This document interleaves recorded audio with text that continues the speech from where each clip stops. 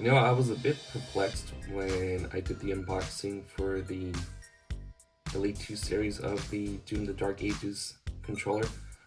I figured at least for the retail packaging they could have done more as far as the controller presentation was concerned, but I thought that was the one area they fell short.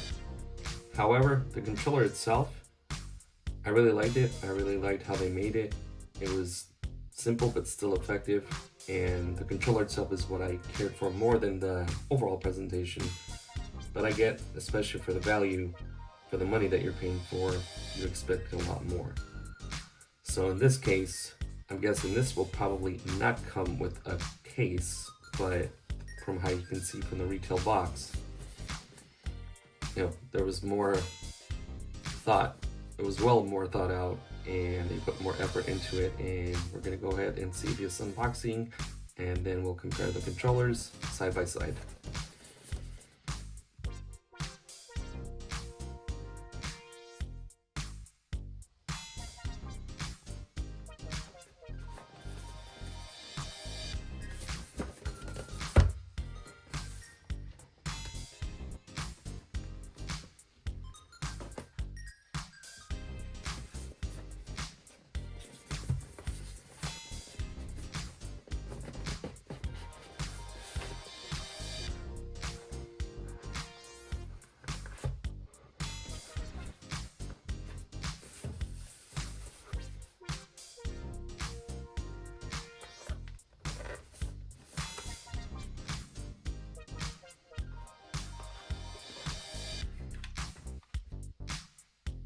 All right, and here you are.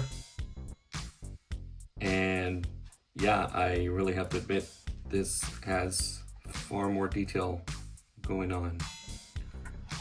Looking at the D-pad, having different shades, same with the controller, painted in different hues with the metallic look. I know it's supposed to replicate the Doom guy's space outfit, which I think is really cool. Blood splatter details going around here. I mean, across this point, all around here, and then you have the contrasting orange and gray buttons, which are also textured here. The grips are actually pretty nice.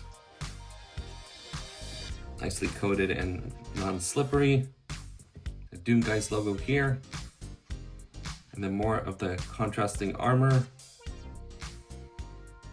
The buttons themselves with no letters. They also match they have a matte finish just like the button, so nothing metallic. And then you have here the screen select buttons, and even here on this point you see little dents and bumps and scratches, like as if the controller were in the battlefield. And as well here, more battlefield looks, and same here. So yeah, I have to admit, this has a lot more going for it than the Elite Series 2, especially for the price tag. So that's, I mean, honestly for me it's pretty damn amazing. And I like the two sticks here, and even under them there's paint finish along the bottom. I'm actually really surprised that they didn't take as much time with the other controller than they did with this, but I will say this, I still like the other one a lot, as much as I'm praising this. They offer contrasting styles, so I mean, one could be more conservative than the other, but yeah, this, I can safely say I like this one better. But just by, I would say, a little bit. So we'll go ahead and start the comparison right now. Before I forget, the other accessories that came with the controller. Batteries, of course. I actually ended up getting the battery pack for the Xbox controller by Microsoft, so I'll be ready for that. Doom the Dark Ages for the skin. So it's featured here, but I don't plan on showing the code. My apologies, as I plan on buying the game itself. And then the manufacturer's instructions in Japanese and Chinese. This one seems to be multi-language. I mean, because you have English here, and this might be in Vietnamese. I don't recognize this language, so I don't want to look bad and guess what it might be. But yeah, so we'll go ahead and do the controller comparisons. So here you have both controllers. First, the Elite 2 version of the Doom the Dark Ages wireless controller, and then here you have the standard Xbox wireless controller. This one definitely stands out a lot more. It's got a lot more going, more detailed, and maybe for some it gives off a hectic vibe, but for me that's not a bad thing. This one is more simple but dark in its own way, depending on the environment. So they each offer, you know, this one has the dark panels in the back dark red along with the triggers.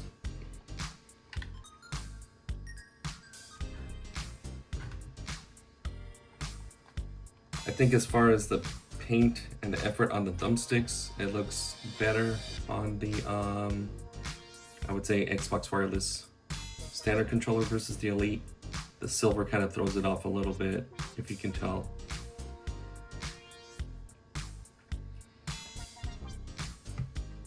And then the back view for both. Obviously this one requires batteries, or you can get the optional battery pack, which I got. And this one, of course, you know, the price difference comes from the features and everything you can do with this controller. Although still, they both do not have gyroscopic controls. I don't think Microsoft intended that for their games. So they both charge via USB-C. And this one has more of a leather appearance when it comes to the grips compared to this one. I think it's more of a nice touch, a little bit more elegant, even if it has these across versus the Elite 2's grip, which is standard, but it's still all good all across the board. And then the Doomslayer logo is here versus here. And as mentioned before, all the details from along the battle damage armor. Same with the Doom Guy's helmet, matching these buttons. So yeah, I would definitely give the edge to this one because it's more exciting versus this one. I wouldn't call it boring, not at all. I still like it, and even though it's a little bit more simple. I mean, when you see all the glitter or whatever the details around the controller here, and then some of the see-through, I mean, I appreciate it for what it is. So maybe they could have done the same with the buttons here and added them to here instead of the clear buttons, you know, especially for the money that you're paying. But I like them both. If I had to choose one, I would pick this one over this one. And yeah, just one more side-to-side view of both from their different angles. Making sure I shoot this correctly so you guys can see everything.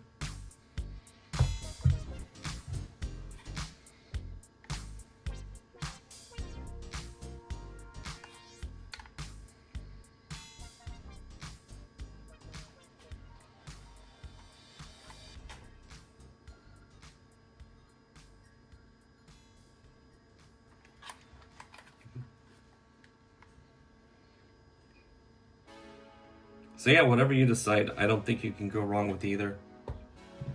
I mean, unless your game demands the rear button layout.